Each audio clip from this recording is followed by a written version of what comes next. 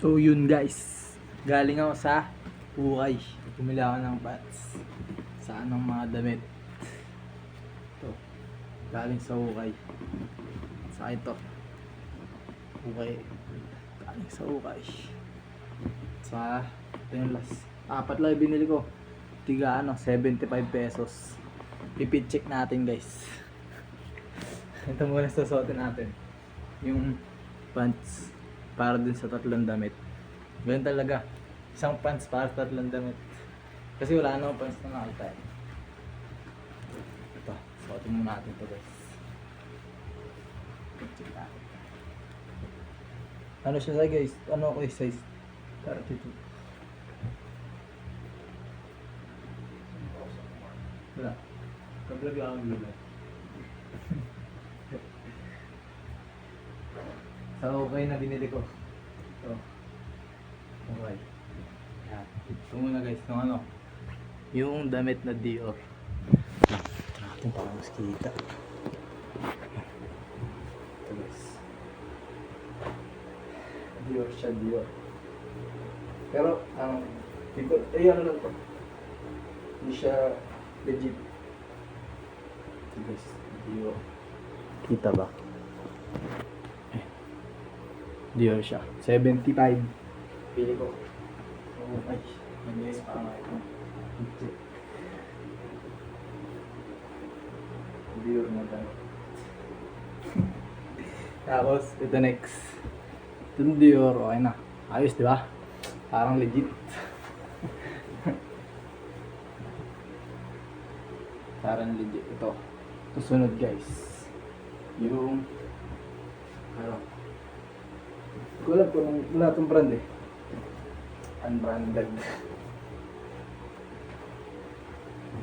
Unbranded so guys.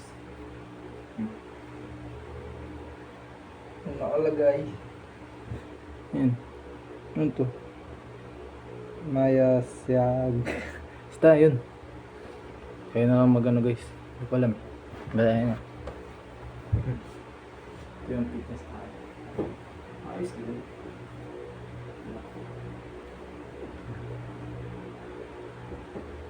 Ano siya, parang long siya dito sa sleeves, tapos dito parang boxer kasi hindi siya mahaba pero yung sleeves na makakasa yun siya guys.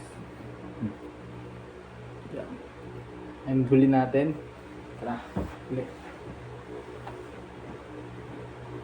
huli natin binili ito Mop D. Basta yun.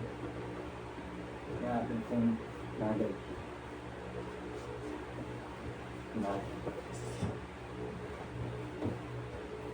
Hilig ko siya sa yung baggy sa baba.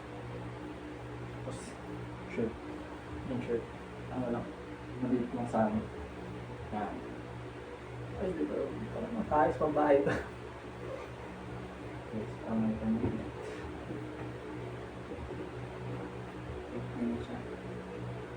Bagay sa baba. Ayos din.